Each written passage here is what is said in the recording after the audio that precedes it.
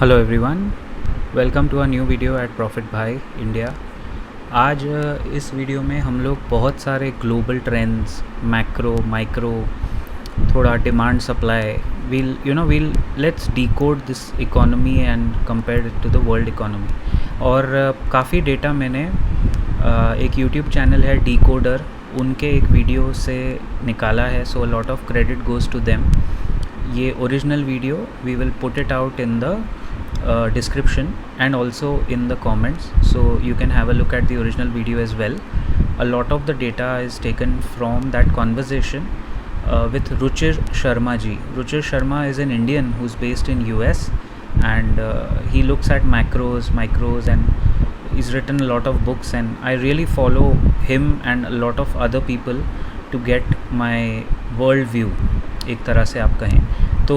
ये slides sources slide के नीचे दी हुई है, but this is taken from a video जिसका ओरिजिनल वीडियो का लिंक आपको हमारे कमेंट में, पिन्ड कमेंट में मिल जाएगा, प्लस डिस्क्रिप्शन में भी मिल जाएगा। So full credit to that channel and Ruchir Sharma. All of the data actually, the credit of this goes to Ruchir Sharma and his team. Wonderful team, wonderful guy, Indian at heart, Indian by birth, American by choice, and you can say by work. Okay. तो दो major economies जो है, rather stock markets जो है, पिछले 50 साल में अगर आप देखेंगे तो सारे जो बुक्स भी लिखे हुए हैं इन्वेस्टिंग पे, या तो अमेरिकन बुक्स है या इंडियन बुक्स है। You will never find a South Korean guy coming out and saying that I am the Warren Buffett of the world. या तो अमेरिका में बफेट है, चार्ली मंगर है, या इंडिया में राकेश झुनझुनवाला है, दमानी है, और इसी तरह के लोग हैं। तो बहुत क्लियरली जो ग्लोबल इन्वेस्टिंग स्फीयर है उसमें एक यूएस बड़ा ऑब्वियसली रहा है, mother of all markets, and उसमें इंडिया अपना एक अच्छा रिटर्न देने वाला इमर्जिंग मार्केट रहा है। नाउ ये जो स्लाइड आप देख रहे हो, जो ट्रेंड प्रिडिक्ट किया था रुचिर शर्मा जी ने और जो एक्चुअली हुआ वो इसमें दिखा है। Like wherever he went right, he actually predicted 10 strong trends for 2024 and 7-8 of them were spot on. He was correct, बिल्कुल सही निकले वो। तो पहला ट्रेंड ये था कि incumbent governments will be in trouble, यानी जो 2024 का साल था ना दोस्तों, उसमें 50 इलेक्शंस हुए हैं 50 कंट्रीज़ में, 50 से ऊपर ही थे देश जिसमें चुनाव हुए, और 35% गवर्नमेंट्स ही वापस आई हैं।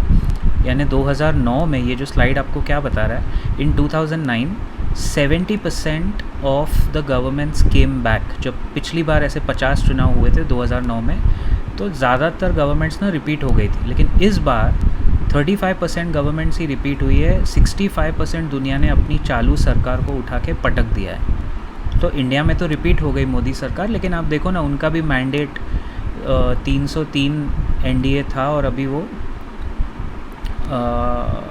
No I am sorry 353 NDA का था 2019 में। 303 बीजेपी के थे, अभी बीजेपी के 240 हो गए और एनडीए 292 वटेवर वो अमाउंट, मतलब वो सीट्स आए। नेक्स्ट, बहुत इंटरेस्टिंग स्लाइड लगा मुझे ये, and that's what I am saying. Ruchir Sharma का आप कोई भी इंटरव्यू देखोगे, you hear the man talk, you will understand कि वो कितना स्पष्ट, सिंपल, लूसिड, सही लैंग्वेज में बात करते हैं, है ना। So 2024 actual, if you see, investors are worried about the government over spending causing a rise in interest rates. कैसे हुआ ये? लाड़की बहन योजना, लाड़का भाव, लाड़के, सब लाड़के हैं इधर। उस शुरुआत हुई मध्य प्रदेश से, वहाँ से फिर महाराष्ट्र, फिर हरियाणा, फिर अभी दिल्ली में, सब फाइट में। ये पैसा किसका है guys? This is the tax payers money, right, which is being doled out. तो ये तो हम लोग इस पे बात कर चुके हैं, बट एवरेज 10 ईयर गवर्नमेंट की जो बॉन्ड यील्ड है वो 2023 से बढ़ के 4.6 से बढ़ के 5.1 आ गई है, which is not, it's a trend, but इसके आगे आपको पता चलेगा कि इसका इम्पैक्ट क्या है। ये भी सही निकले in the number 3 trend. There will be a backlash against immigration. Anti immigrant sentiment पूरे दुनिया में जो 2020 कोविड के पहले था 28% था, which was very high. This is Gallup's survey, and 2024 आते आते देखो गाइस, सीधा डबल हो गया हो, and it is true. Gallup बहुत बड़ी ऑर्गेनाइजेशन है for human resource surveys and behaviour, and उनके सर्वेज यूजुअली हम सब फॉलो करते हैं. तो आई am sure Ruchir Sharma has given the right credit to the right agencies. 28% in 2020 and 4 साल में इसका डबल हो जाना एंटी इमिग्रेशन, ये बहुत ख़तरनाक ट्रेंड है globally. Because immigration leads to innovation, leads to good businesses, leads to good stocks, leads to wealth creation. यही आपको याद रखना है गोल्डन स्टेटमेंट. अगर आप इमिग्रेशन बंद करके प्रोटेक्शनिज्म, जो हम पिछले 6-7 साल से ट्रंप के आने के बाद जो ट्रंप का फर्स्ट टर्म था उसके बाद ही देख रहे हैं, America first, which is not bad, लेकिन अमेरिका पूरा इमिग्रेंट्स ने आके बनाया है. तो अगर अमेरिका को आप इमिग्रेंट्स के बिना इमेजिन कर रहे हो, that is a little extreme. So Trump is not against legal immigration. His point is ये जो मेक्सिको से और यहाँ से ये डंकी रूट लेके लोग आते हैं, वो तो गलत है ना भाई. उसमें तो अच्छे हार्ड वर्किंग इमिग्रेंट का मेहनत ही वेस्ट हो रहा है ना. So that is causing the immigration to go down and the anti immigrant sentiment to go up. जो लीगल इमिग्रेशन है वो छोड़ के लोग ऐसे फालतू तरीक़ों से इलीगली आते हैं, वो बंद होना चाहिए. That is very true for every country. In fact America ने ये मुद्दा इंडिया के साथ उठाया, चाइना के साथ उठाया. मेक्सिको को तो वो पटक के फेंक ही देंगे, क्योंकि मेक्सिको से, फ़न फैक्ट, सबसे ज़्यादा चाइनीज़ ही अमेरिका में घुसते हैं. वो सिर्फ घुसते मेक्सिको से हैं. चाइनीज़ कंपनीज़ ही मेक्सिको में ऑफिस खोल के बैठी है दोस्तों. तो ये भी एक फैक्ट है. तो इंडिया ने कभी बांग्लादेश के साथ ऐसा कुछ किया नहीं. इनफैक्ट हम तो उसको मुद्दा ही नहीं मानते हैं. कितना सारा बांग्लादेशी इमिग्रेशन अननेसेसरी अपने देश में होता है, आप सोचिए. और वो इलीगल है, लीगल नहीं आते. वो नदी क्रॉस करके आ गए, फ़िशिंग करते करते. बांग्लादेश इंडिया का बॉर्डर आप कभी देखोगे तो आपको पता चलेगा अभी भी काफ़ी उसमें डार्क स्पॉट्स हैं, सुरंग है, फ्रेजाइल है, फेंसिंग के बाद भी fragile. Then fourth trend is slowdown is inevitable, global slowdown but no crash, ऐसा उन्होंने कहा था. उन्होंने कहा था कि slowdown is inevitable, और हुआ एक्चुअली क्या कि कोई क्रैश नहीं हुआ बाज़ार. Global GDP growth rate, globally जो जीडीपी ग्रोथ रेट है वो 3.1% से एक साल में गिर के 2.7 हो गए. ठीक है, it's not much. Then Europe की ग्रोथ भी वीक हुई है और यूरोप पूरा नीचे गया. इसमें पोस्ट वॉर तो बहुत ही बड़ा इम्पैक्ट था, but this year alone if you look at it 30% down हुआ है यूरोप. 1.1 से गिर के 0.8 is almost 30% down. That is poor for Europe and for the demand also, because Europe consumes a lot from the world. Then आगे बढ़ें तो China का fading शुरू हो गया इस दशक से, जब से कोविड स्टार्ट हुआ, which is good for India in a way, क्योंकि हमको मौका मिलेगा. If in this slide if you see, share of global GDP जो है वो यूएस का 29% बढ़ गया है, मोर और लेस स्टेबल से ऊपर, फ्लैट टू पॉजिटिव, और चाइना का गिर गया है 17% पे इन द लास्ट 14 ईयर्स. तो ये एक डाउनफॉल बोलो या डाउन ट्रेंड चाइना का शुरू हो गया. एंड क्लियरली यूएस ने एआई के वजह से यहाँ बाजी मार ली दोबारा, जिसमें मुझे लगता है एक थर्ड एंगल ग्रीन कलर का इंडिया का भी होना चाहिए था. लेकिन हम लोग यहाँ दूर दूर तक एआई के रेस में अभी भी सिर्फ इनेबलर्स हैं. We are not innovators over there. अभी भी हम लोग सिर्फ इन्फोसिस, टीसीएस, आईटी कंपनी पीछे से बैकअप सपोर्ट करेंगी, बट इनोवेशन के नाम पे हमारे पास कोई ओरिजिनल एआई रिलेटेड कोई अपना देसी चैट जीपीटी, शायद जियो से उम्मीद कर सकते हैं कुछ लेके आएंगे अभी. That's the only best bet that we have. FDI dropped in China, increase in other emerging markets. So ये बहुत बड़ा सेटबैक है चाइना के लिए, which is good for us. And inflows में आप देखो, मेक्सिको में एफडीआई बढ़ा. Again it's not Mexico guys, वो मेक्सिको एक मास्क है. वो कंपनीज़ जो मेक्सिको में जाके खोल रही हैं अपना धंधा, वो चाइनीज़ कंपनीज़ ही है. यूएस में सबसे ज़्यादा माल मेक्सिको से आता है. And Trump realize this in the last 4 years of Biden administration, that Mexico की जो ओरिजिनेटिंग कंपनीज़ है वो चाइना, हांगकॉन्ग से ही है. तो चाइना को जब आपने बैन किया था ट्रंप ने लास्ट टाइम, या टैरिफ एंड ड्यूटीज़ लगाए, अभी मेक्सिको पे ड्यूटी वो क्यों लगा रहा है? क्योंकि वहाँ चाइनीज़ कंपनीज़ ही माल भेज रही हैं. तो अब तक तो मेक्सिको ड्यूटी फ्री था यूएस के लिए, बट अब वो ड्यूटी मेक्सिको पे 1 Feb से लागू हो जाएगी. तो ये जो एफडीआई आप देख रहे हो ना, इनफ्लो मेक्सिको में बढ़ा, ये सब चाइनीज़ कंपनीज़ को मिला. और नीचे चाइना का आप देखो तो 4.6 बिलियन दिखने में डाउन है, but who is going to tell you कि मेक्सिको में चाइनीज़ थी या मेक्सिकन कंपनी थी. इंडियन कंपनीज़ को मिला है 18 billion, which is very good actually. एक पॉजिटिव खबर है. Indonesia 11, and Vietnam $9 billion. I still can't imagine. Beautiful country, Vietnam, taking away India's textile business, taking away a lot of other factories which could have come to us, going to Vietnam because they are faster. मैंने उस पर बनाया था एक video, आपको याद होगा, तो मैं रिपीट नहीं करूँगा. आगे बढ़ते हैं. डॉलर डिक्लाइन का बात उन्होंने किया था जो एक्चुअली हुआ नहीं. ये पूरा उल्टा हो गया रुचिर शर्मा का. डॉलर एक्चुअली स्ट्रॉन्ग हो गया, but in terms of returns dollar का परसेंटेज इंक्रीज लास्ट ईयर में 6% हुआ है for a currency that's very high. But look eight gold and bitcoin. Gold has increase 28% boss. In last 2 years it has increase 32%. It's very high because people were looking, ये Russia Ukraine war के बाद people were looking at safe assets and safe havens. तो central banks, जो global central banks हैं, अपना RBI है या US का फेड है या बैंक ऑफ जापान है, सब गोल्ड भर भर के ख़रीद रहे हैं. आपके और हमारे गोल्ड ख़रीदने से भाव ऊपर नीचे नहीं होता है दोस्तों.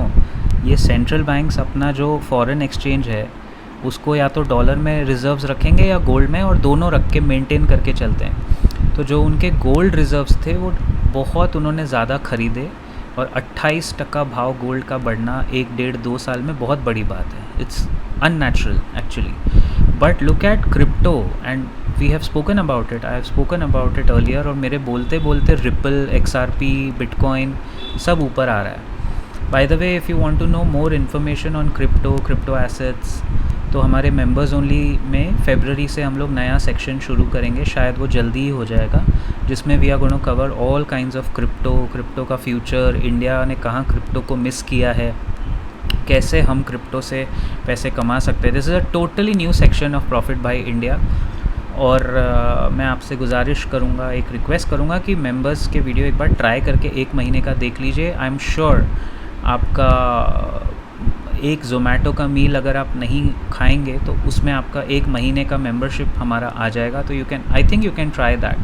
नहीं समझ आए, डोंट कंटिन्यू, बट कंटेंट एक बार चेक कर लीजिए, आपके काम का है. इनफैक्ट आज भी सैटरडे 25 जनवरी 2025, टुडे ऑल्सो जो मेरा मेंबर्स ओनली वीडियो अपलोड हुआ है which speaks about Nifty and pure fundamental analysis, वो 16 मिनट का वीडियो है, 16 मिनट्स. आपको ज़रूर देखना चाहिए. You should try and watch, get your hands on it, because उसमें हमने काफ़ी चीज़ें 16 मिनट में, कम से कम मैं आपको बता रहा हूँ, बहुत सारा डेटा हमने सिंप्लीफाई करके कवर किया. तो एनीवे, ये था dollar, gold and bitcoin. And then AI का बूम कंटिन्यूड. NVIDIA का स्टॉक सबसे बड़ा रिटर्न दिया, 164%. I am glad we spotted this. But अभी आस्ते आस्ते मेंबर्स ओनली सेक्शन में US मार्केट्स भी कवर होंगे, धीरे धीरे ग्रो करेंगे ना. We believe in organic growth. तो फरवरी से क्रिप्टो का कवरेज स्टार्ट होगा मेंबर्स के लिए, और आई थिंक आप समझ लो अप्रैल या मई से US मार्केट्स भी हम लोग कवर करेंगे मेंबर्स सेक्शन के लिए, ताकि जहाँ जहाँ अपने को इंडियन निवेशक को पैसा कमाने का मौका मिल रहा है वहाँ मिले. But look at this slide. US के टेक स्टॉक्स 36% चले हैं, बट NVIDIA पूरा NASDAQ को ऊपर लेके गया, पूरा इनफैक्ट US मार्केट्स को ऊपर एक चीज़ लेके गई NVIDIA. अभी उसमें करेक्शन आ रहा है क्योंकि ओवर वैल्यूड हो गया था काफ़ी. यूफोरिया जब आता है, ज़्यादा बाइंग होती है, तो स्टॉक्स ओवर वैल्यूड हो जाते हैं गाइस. अच्छा, ये बड़ा इंटरेस्टिंग है. Bollywood lovers will love this slide. Look at cricket versus Bollywood in India, clearly taking a trend. Bollywood including regional movies that are dubbed in Hindi, $690 million से गिर के $520 मिलियन रह गया लास्ट ईयर. एंड IPL का brand value इस $15 billion से बढ़ के $16.4 बिलियन. मतलब क्या गजब के लेवल्स की बातें हो रही है. Globally still IPL is the top third sports league after NFL and after, सबसे बड़ा स्पोर्टिंग इवेंट दुनिया में आज भी सुपर बोल है जो US में होता है, उसके बाद प्रीमियर लीग है, उसके बाद अपना IPL है.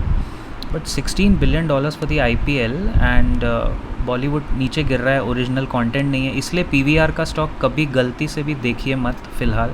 आई think you will be disappointed. कोई बाय सेल रिकमेंडेशन नहीं है. None of the things mentioned in this video, none of them are buy sell recommendations. It's just training and educational purposes.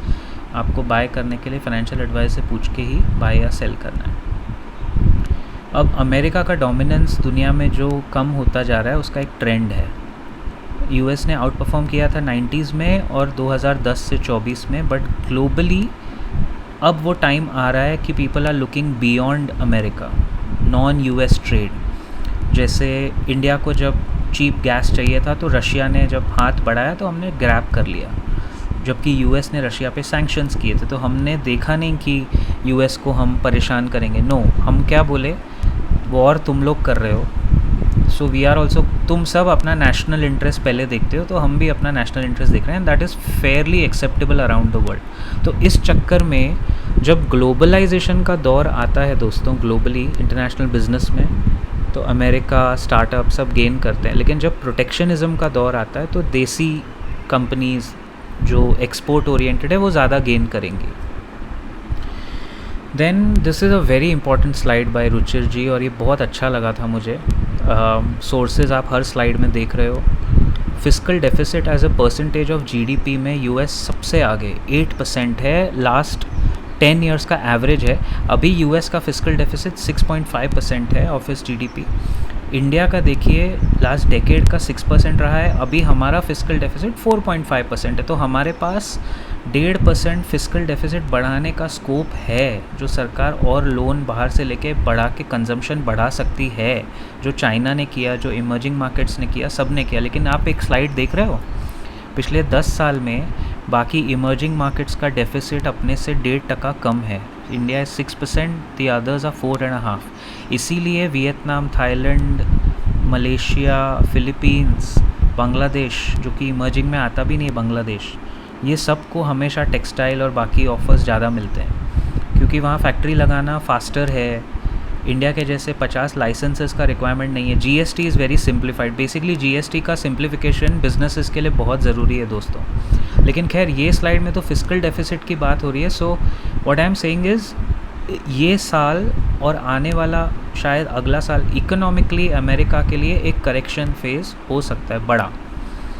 This year we are already seeing it's bloated. The US markets का P is 27, India का निफ्टी का P is 21, Dow Jones and Nasdaq are brutally over valued. तो वहाँ correction आना बनता है, लेकिन क्या उसकी वजह से निफ्टी में करेक्शन आएगा? I don't think so. मेरा निफ्टी पे level, speaking of Nifty on this segue, is 22,550 के नीचे वर्स्ट केस में मेरे को अभी नहीं लगता निफ्टी जाना चाहिए। लेकिन हाँ, ये तो प्रोबेबिलिस्टिक एक्टिविटी है। अगर किसी भी वजह से निफ्टी 22,550 को तोड़ के नीचे क्लोजिंग दे, क्लोजिंग इंट्राडे नहीं, क्लोजिंग दे, तो फिर गेट खुल जाएगा 20,300, 20,300 इज़ द फाइनल सपोर्ट, जो मैं 4 जून से बोल रहा हूँ, जब से इलेक्शन के नतीजे आए कि गिरावट के बाद आएगा तो करेक्शन, आएगा तो करेक्शन, आया। अब 22,550 या 2300, ये तो वक्त ही बताएगा। ये अगर आप जानना चाहते हो निफ्टी का कहाँ जाके थमेगा, तो प्लीज़ 25 जनवरी 2025 का मेंबर्स ओनली वीडियो सेक्शन ज़रूर देखिए दोस्तों, you will get the answer. वो 16 मिनट आपको आंसर सब मिल जाएगा with detail valuations. America is using more and more public debt to achieve $1 of GDP growth. Again very interesting slide देखिए। India ने 1980s में $0.7 ऑफ डेट यानी कर्ज़ा लिया था $1 कमाने के लिए, और लकीली लास्ट 5 साल में कोविड के महामारी के बाद भी हमने उसको ज़्यादा बढ़ने नहीं दिया। This is a full credit to the fiscal policies of our country. So जहाँ क्रेडिट देना चाहिए वहाँ तारीफ़ करनी चाहिए। Fiscally in terms of balance sheet India is very prudent. अभी भी हम उतना लोन में घुसे नहीं है, शायद हमारे पास स्कोप है घुसने के लिए ताकि हम ग्रोथ बढ़ाएं। लुक एट यूरोप, 1980s $1 का जीडीपी ग्रोथ लाने के लिए यूरोप 0.7 स्पेंड करता था, अब वो $1.4 यानी ज़्यादा खर्चा कर रहा है। And boss look at US in the last 5 years, वो $1 ऑफ जीडीपी ग्रोथ के लिए $1.8 स्पेंड कर रहा है। इसका मतलब है अमेरिका का डाउनफॉल तो मैं नहीं कहूँगा, we will never bet against America, लेकिन एक करेक्शन, एक brutal lethal correction in the mother of all markets शायद इस साल कभी ना कभी ज़रूर आए, जिससे डॉलर का वैल्यू मेरे हिसाब से इसी साल में आप देखोगे गिरते 82 तक एक बार समथल लेवल पे आ जाएगा दोस्तों। for whatever reason we see in terms of our geopolitical, economics, macro knowledge, the dollar to rupee, the rupee will come to 82 against the dollar. In INR terms, dollar अभी 86 के आसपास है, 86.5. It will come down to 82. Eventually वो आएगा. Dollar नीचे गिरेगा. सबसे ज़्यादा कौन से स्टॉक्स पिटेंगे निफ्टी में? IT stocks. ये भी आप याद रखो. Hype for America ignores growing dependence on the government. ये बहुत अजीब सा ट्रेंड है कि लास्ट 2 साल में dependence on government for creation of jobs America में 22% हो गया है. कैपिटलिस्ट कंट्रीज़ में यूजुअली वो 1% रहता था क्योंकि प्राइवेट सेक्टर जॉब क्रिएट करता था. अब वो सब सरकार के तरफ हो गया. This is not a good trend for the country और इसका रिपल इफ़ेक्ट हमारे ऊपर हो सकता है दोस्तों, क्योंकि हम भी ये लाड़के लाड़की खेलते खेलते सब सरकार पे आप डिपेंड नहीं कर सकते. सरकार का काम है सड़क बनाना, पानी देना, ये वो ब्ला ब्ला ब्ला. अगर हम ग्रोथ के लिए भी गवर्नमेंट पे डिपेंड करेंगे, I think we are fooling ourselves. It's not their job. Yeah, this slide is one of the most kind of क्या बोलते हैं इंटरेस्टिंग स्लाइड्स. ये इलेक्ट्रिक व्हीकल का इतना हाइप हम लोग देख रहे हैं. Look at the P ratio of BYD जो चाइनीज़ कंपनी है. 4 मिलियन गाड़ियाँ बेची है उन्होंने. 4 मिलियन. मार्केट वैल्यू कितना है? छोटा सा $100 बिलियन. ठीक है ना. तो कोई बहुत बड़ी कंपनी नहीं बनी है. 100 बिलियन अपने लिए बहुत बड़ी है. Globally in terms of electric vehicles company को ठीक है. Compare to Tesla, 1.8 million cars they have sold, which is less than half of what BYD has sold, Chinese company. But look at the market cap of Tesla. $1.2 trillion का market cap. I can't even imagine this. It is beyond my decoding power to imagine. इसी वजह से BYD का P ratio है 15 का, which is very mouth watering for a global investor. And Tesla का P ratio है 120 का, which is a shorting P. 100 के ऊपर पी है मतलब शॉर्टिंग होगी. तो ये एक और फैक्टर है जो इलेक्ट्रिक व्हीकल थीम में भी लोग चाइना की तरफ ज़बरदस्ती घुस सकते हैं global investors, because only and only because valuation comfort China में गिर गिर के अब आया है. चाइना का मार्केट का पी रेशियो 10 है, 10.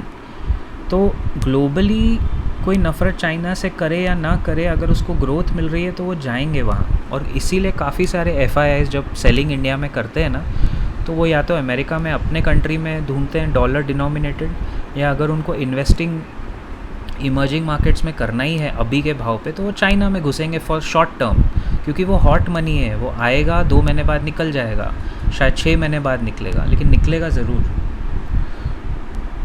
This is again like a mirror image, but just shows you the contrast. 2014 to 24 in Modi सरकार, इंडिया में लार्ज कैप्स ने कुछ खास रिटर्न नहीं दिए, 8.7%, mid caps 9.7%, but small caps have been the real showstoppers. In contrast to the US, where large caps have given 13.6, mid cap 10, and small cap 8.7. It's a complete symmetrical mirror image. Can you see that? तो अब इससे आप क्या समझते, क्या देखते हो, क्या सीखते हो कि इंडिया में आगे कंफर्ट, ग्रोथ प्लस कंफर्ट में लार्ज कैप्स बेस्ट प्लेस्ड है. मिड कैप्स तो मैं हमेशा बोलता हूँ सुमड़ी में कमा के देंगे आपको. मिड कैप्स में रिटर्न रिस्क स्मॉल कैप से कम है, मतलब सॉरी, मिड कैप्स में रिस्क स्मॉल कैप से कम है और रिटर्न प्रोबेबिलिटी अभी स्मॉल कैप से थोड़ी ज़्यादा मिड कैप्स में है. तो लार्ज एंड मिड कैप आपके म्यूचुअल फंड पोर्टफोलियो में ज़रूर होने चाहिए. स्मॉल कैप्स का भी सेक्शन होना चाहिए, बट स्मॉल कैप्स ने बहुत कमाया है, ऑलमोस्ट 60% ज़्यादा कमाया है लार्ज कैप से. तो उनसे कुछ ज़्यादा तोड़ फोड़ की उम्मीद करना बेईमानी होगी इस वक्त. It should be a mixture of flexi cap. I think सबसे बेस्ट जो म्यूचुअल फंड कैटेगरी है वो फ्लेक्सी कैप है. आप कभी भी देखोगे आप समझ में आएगा. And speaking of P ratios, in India again it's almost contrast. In India the large caps का P ratio is 20, which is very undervalued. मतलब fairly valued, चलो under तो 15 होगा. 20 is good valuation for large caps, and for small and mid caps it's 27. तो वहाँ correction छटनी हो के अभी 27 हुआ है. Whereas in US large caps are 22.7 and small and mid caps are 19.1. Big tech firms are heavily investing in AI, and I don't think our country is anywhere to be seen, but ये एक danger है IT के लिए भी. After the AI boom post 2022, 27% average growth in investment हुआ है AI में from the big tech, which is Google, Facebook, all the FAANG stocks, FAANG, Facebook, Apple, Amazon, Netflix, Google and Microsoft. Okay, so उस तरह से अगर आप देखेंगे तो लास्ट में जाते जाते मैं आपको निफ्टी दिखाता हूँ. देखिए निफ्टी का PE रेशियो अभी है 21.1, 5 year CAGR 13.5, price to book value is fairly valued, ज़्यादा ऊपर नहीं है. निफ्टी अभी ओवर प्राइस्ड नहीं है दोस्तों, लेकिन यहाँ से एक फ्रेश एंट्री लेने के लिए अच्छा मौका है. 22,550 is the maximum I see this going. Otherwise यहाँ से कुछ एक अच्छा ट्रिगर आ जाए, जैसे बजट में कुछ ख़राब खबर ना आए, अच्छी खबर भी ना आए बट कुछ ख़राब ना हो, तो निफ्टी शायद थोड़ा थोड़ा रेंगते रेंगते 24,000 तक आएगा. But there are resistances on the way. तो इस पर आप अगर इस पर और डिटेल चाहते हो, 25 जनवरी 2025 का मेंबर्स ओनली वीडियो ज़रूर देखिए, वो आज ही अपलोड हुआ है. वो आप देखेंगे तो दिस निफ्टी एंड आगे के लेवल्स का आपको डिटेल मिल जाएगा. Thank you so much for watching. Take care and keep profiting, guys.